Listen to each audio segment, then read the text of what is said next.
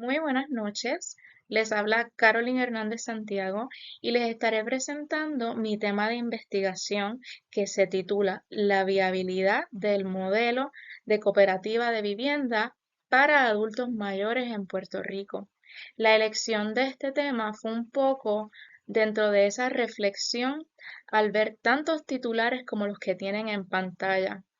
Esta elección se fundamenta principalmente en la necesidad urgente de repensar en la política pública de vivienda desde una perspectiva que garantice los derechos fundamentales, sobre todo los derechos de nuestros adultos mayores. Nuestra pregunta de investigación es si el modelo de cooperativa de vivienda es viable para nuestros adultos mayores en Puerto Rico. Y la conclusión, adelantándonos un poco, es que sí, y vamos a estar explorando diferentes mecanismos de financiamiento y modelos exitosos a nivel internacional para ver cómo lo podemos aplicar a Puerto Rico y hacer, ¿verdad?, las alianzas y las colaboraciones necesarias para que este proyecto, que asegura sobre todo la vivienda que sea asequible, la tengamos a la mano. No es un secreto para nadie que en Puerto Rico enfrentamos un gran problema de vivienda y que se debe a múltiples factores, por ejemplo, el aumento de costos de alquiler, los procesos de gentrificación, a su vez los aumentos en desahucio debido al ingreso limitado de nuestros adultos mayores, un problema que quiero puntualizar y es el sinhogarismo, en donde en unas estadísticas recientes se encontró que 2.096 personas viven en la calle en Puerto Rico y de esa cifra el 36% son adultos mayores. Desde el plano internacional tenemos una base legal sólida que reconoce la vivienda como un derecho humano, como una necesidad básica que protege la dignidad humana y sobre todo de nuestros adultos mayores a tener una vivienda segura y asequible. De igual forma, a nivel local, existen protecciones y leyes específicas que protegen el derecho a la vivienda y a nuestros adultos mayores. El Tribunal Supremo de Puerto Rico también se ha expresado sobre el tema de la vivienda y es que en el caso de Payano versus Cruz Pagán, por voz del juez Estrella, este expresó que la vivienda es un servicio para quienes la necesitan y no un servicio para quienes se benefician de ella. Asimismo, en el caso de Banco Santander versus Rosario Chirino, esta vez por voz del juez Negrón García, expresó que la vivienda es un centro de trabajo, es familia, es un refugio, es un espacio de dignidad. De igual forma, en Towers Apartment versus Allende, un caso de exactamente 50 años atrás, donde el tribunal reconoció que la vivienda es un santuario de la privacidad para el disfrute familiar y reconoció el problema de la vivienda adecuada, un problema que al día de hoy todavía existe en nuestro país. Cada vez más, nuestros adultos mayores buscan alternativas en donde puedan mantener su independencia, su autonomía, rechazando modelos de institucionalización o esquemas de vivir bajo una tutela. Es en ese contexto que las cooperativas de vivienda surgen como una respuesta para atender a este problema social de forma solidaria. La Ley 239 del año 2004 es la que define las cooperativas de vivienda en Puerto Rico. Esta ley le brinda herramientas a las comunidades y también les permite diseñar estilos de vida basados en los principios del cooperativismo, como lo es la libre asociación, el control democrático, la autogestión y la solidaridad. En Puerto Rico actualmente hay dos tipos de vivienda cooperativa reconocida. El régimen mancomunado, en donde sus socios son codueños de la cooperativa, pero no poseen el título individual sobre la unidad que ocupan. Y la vivienda se posee bajo una hipoteca global que se administra en conjunto y cada uno de sus socios hace aportaciones mensuales, mientras que el régimen de titulares es donde el socio sí es titular, es dueño de su unidad, mientras que la cooperativa es dueña de espacios comunes y para poder convertirse en régimen titular hay que cumplir con ciertos requisitos, por ejemplo, haber saldado la hipoteca global. En este visual se presentan todas las cooperativas de vivienda actuales en Puerto Rico y su categoría.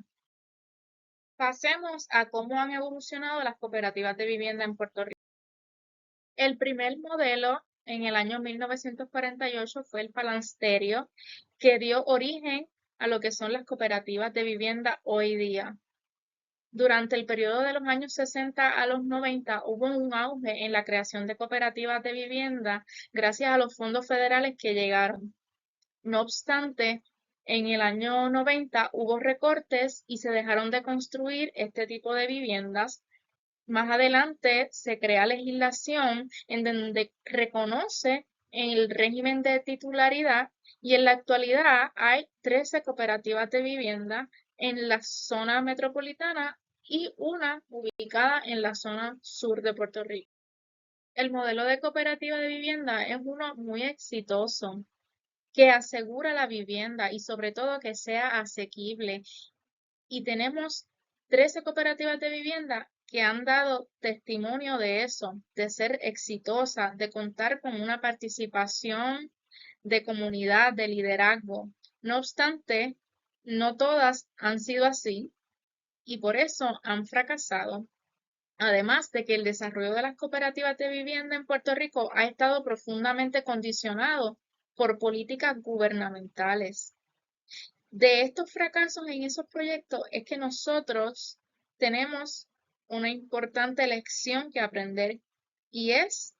la base comunitaria siempre debe existir. Además, ese liderazgo local, esa educación sobre los principios de cooperativa y sobre todo educarse sobre nuevas formas de financiamiento para no depender exclusivamente de fondos federales. Las 13 cooperativas que existen en la actualidad han sido impulsadas por fondos federales que provee el programa de la vivienda HUD y en esta tabla se resumen las diferentes secciones que incluyen los requisitos y sobre todo los beneficios claves que atienden. Otras posibles fuentes de financiamiento también que provienen del sistema federal es a través del programa HOME, del programa federal HUD y la iniciativa de Mainstream. Estos programas apoyan proyectos como lo son las cooperativas de vivienda y sobre todo su visión es la repoblación urbana. Quisiera traer la atención de que recientemente el municipio de Manatí ha iniciado un proyecto para transformar 14 estorbos públicos utilizando estos fondos federales, estorbos públicos que serán convertidos en viviendas asequibles. Y como hemos aprendido de nuestro pasado, hay que buscar formas alternativas para el financiamiento, que no solamente dependamos de los fondos federales, sino que busquemos formas de reinventarnos para desarrollar nuevas estrategias que permitan adaptar el modelo de cooperativa de vivienda de forma que podamos financiar sin depender exclusivamente de esos fondos federales. Con esta visión exploramos modelos internacionales exitosos, comenzando en España con el movimiento Carpe Diem. Es una cooperativa de vivienda diseñada por y para los adultos mayores, donde se fomenta el envejecimiento activo, el autocuidado y una vida comunitaria con actividades tanto recreativas como culturales. Su financiamiento proviene del propio capital de los socios miembros de esa cooperativa, asimismo de banca cooperativa, de subvenciones locales y alianzas sociales que aportan a través de recursos financieros y recursos técnicos, es decir, su expertise a través de asistencia en lo que es el proceso de planificación y desarrollo comunitario. Otro de los modelos internacionales muy destacados es el modelo de Uruguay, en donde su financiamiento proviene de bancos de suelo municipal, es decir, el municipio permite transferir terrenos a cooperativas de vivienda y esto lo que permite es reducir esos costos iniciales. Además, otras estrategias que utilizan son los aportes mixtos, en donde reciben financiamiento estatal, además los ahorros de los propios socios y algo muy particular que es la ayuda mutua, que no es otra cosa que los mismos socios por 20 horas a la semana trabajan de forma colectiva en trabajos como es la propia construcción de sus viviendas. Además, en este modelo se fomenta la capacitación profesional a sus miembros y se fomenta la autonomía y la sostenibilidad comunitaria. Para países como Canadá, su enfoque prioritario lo son las cooperativas de vivienda para adultos mayores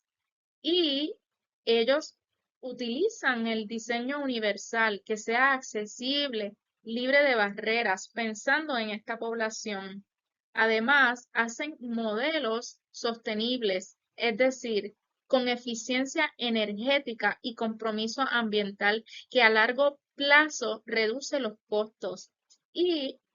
el país, ¿verdad? Ofrece un financiamiento hasta un 100% de costos residenciales. Otro modelo muy peculiar es el que tiene Alemania, en donde tienen una red de cooperativas que se basa en la solidaridad, es decir, cada socio que conforma la red va a aportar a esa red y esa aportación va a depender de los ingresos particulares de cada residente.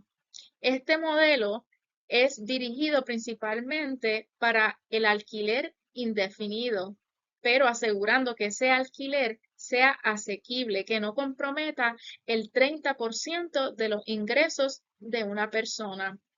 Además, se utiliza el apoyo técnico y hay unos comités profesionales que consisten de arquitectos, de contables y de desarrolladores que evalúan la viabilidad para las nuevas construcciones de cooperativas de vivienda. Y esta red además ayuda a esos procesos de financiamiento y ofrece préstamos preferenciales. Además, esta red mantiene un control de la vivienda cooperativa porque tiene un 49% de participación en derecho a vetar sobre componentes y decisiones importantes como lo es si una cooperativa de vivienda quiere vender o privatizar. Luego de estudiar toda la literatura internacional y de estudiar nuestra propia historia sobre los modelos de cooperativas de vivienda, recomendamos que se aplique al igual que sucede en Uruguay y se cree una política pública dirigida a incentivos fiscales, a acceso preferente a terrenos que están en manos del crimen, a derechos de uso a largo plazo en la alternativa para esos terrenos, especialmente en las zonas urbanas y cascos urbanos. Similar a la política creada para restaurar el casco urbano de Santurce y de Río Piedras, que es la Ley 96 de 2017, que se trabaje de la mano con el Estado igualmente con los municipios, para resolver el problema de vivienda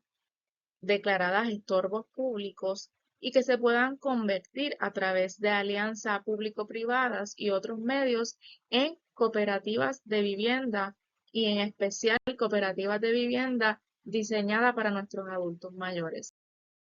Asimismo, como lo hace el país de Canadá, exigirle a nuestras agencias que las cooperativas de vivienda de nuestros adultos mayores incluyan diseños sin barreras físicas y para ello establecer alianzas con la universidades como la Universidad de Puerto Rico, el programa de arquitectura para el diseño sostenible de vivienda ecológica que reduzca costos energéticos y operacionales a largo plazo, como lo hacen los proyectos en Nueva York del arquitecto Ross, que han sido muy exitosos. Otra de las recomendaciones es que se pueda reestructurar y fortalecer la Liga de Cooperativas de Vivienda en Puerto Rico como una red coordinadora similar a la de Alemania, que posea participación en las decisiones de cada cooperativa para evitar los procesos de especulación, garantizar sobre todo esa misión social.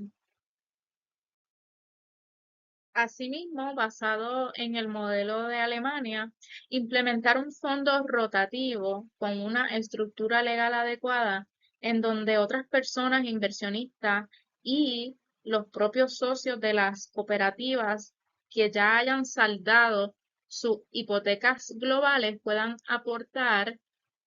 mensualmente según su capacidad económica para que nuevas cooperativas puedan crearse. Así como muchos modelos internacionales exitosos lo han hecho, crear equipos multidisciplinarios que puedan ofrecer asesoramiento desde el proceso de planificación como en el proceso de implementación de nuevas cooperativas de vivienda. Asimismo, tomar el ejemplo de cooperativas internacionales en donde utilizan servicios integrados de salud,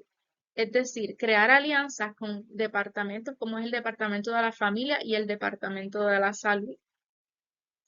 De igual forma, crear espacios comerciales dentro de la cooperativa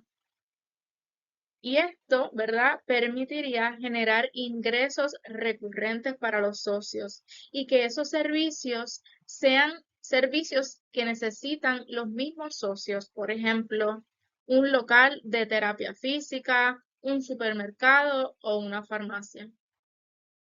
Puerto Rico cuenta con los elementos tanto estructurales como normativos y con la voluntad política y la coordinación de diferentes sectores. Esto permitiría la adoptación local de modelos internacionales a Puerto Rico.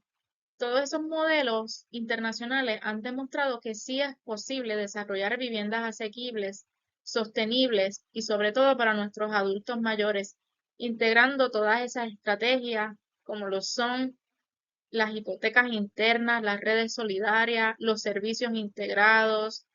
el aprovechamiento de terrenos en desusos identificados por el crimen, sumado eso a que existan grupos profesionales que puedan ayudar en procesos de planificación e implementación, ya sea para creación o rehabilitación de nuevos espacios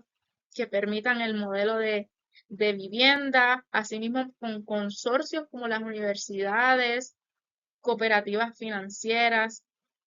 Sin lugar a dudas, esto es un modelo que representa una figura jurídica funcional y transformadora que permite garantizar una tenencia segura, evitar los desplazamientos y que ve la vivienda como una función social. Como dice la profesora Erika Fontanes, antes que la propiedad está la humanidad y a eso yo quiero añadir